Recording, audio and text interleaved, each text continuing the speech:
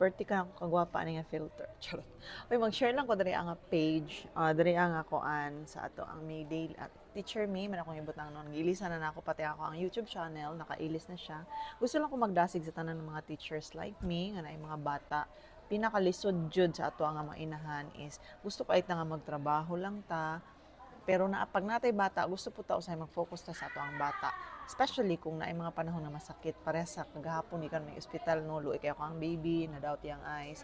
Kinahanglan naman siya i-admit and all.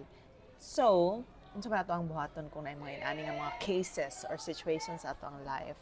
Siyempre, ato yun siyang ibalanse. Kung naatay kaya buhaton nga in the long run, mag-transition ta from, di ba?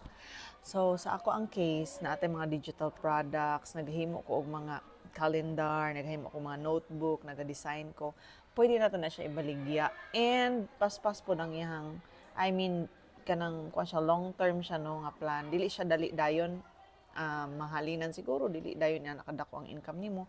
Pero at least, di ba, online teaching, work from home, mga VA, kay wala ta kabalo. Pero, ang isa gid sa ato ang mga kuno is kanang kung unsa ang will ni Lord sa ato ang life.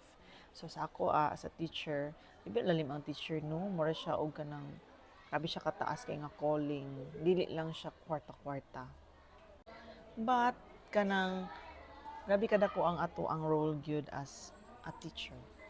Hoy, mao to na ko'y bisita na si ma'am. Mailhan na to kung dapat na magyud ta mo give up sa to ang mga career sa atong trabaho. Kung wala na tay peace diri halimbawa nang tudlo ka yan naka sa lugar basig dili jud ka gibutang ni Lord. Kung daa nga lugar kanang mga grabe ang imong mga boss, dili sila makasabot, yan grabe ka istrikto, yan akay mga kaaway daghan, ginabirak ka pababa.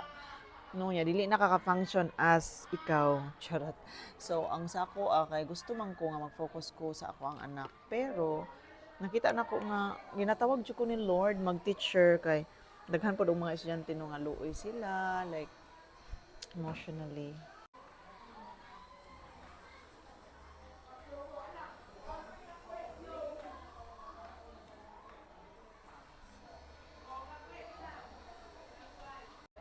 So mga to guys, wala ko katingog kay na akong bana maulok ko mag-vlog-vlog basta na siya.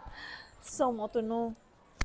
So kung makita nimo nga naa kay purpose para sa ako, padayon lang gid kabalo ko daghang kay mga maestra nga stress jay pag vlog-vlog mo, pamaligya mo sa inyong free time, pag uli ninyong balay kung naamoy mga panahon, ayaw ninyo ilulong inyong kaugalingon sa mga kanang bitang murag, huy, ma-stress na lang ka kay ngano.